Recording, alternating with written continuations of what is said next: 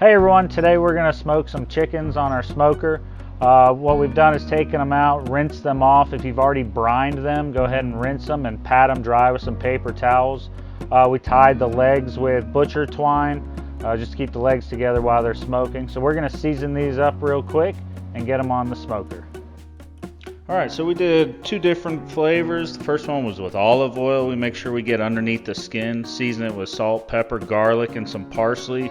And again, make sure you get that seasoning underneath the skin as well. On the second bird, we did a butter with minced garlic and then salt, pepper, and parsley seasoned all over. And again, get underneath the bird. So first we smoked these at 225 for 45 minutes, and then we kicked the temperature up to 375 to 400 to finish it off. When they're 165 internal, they're ready to eat. It's that simple. Enjoy.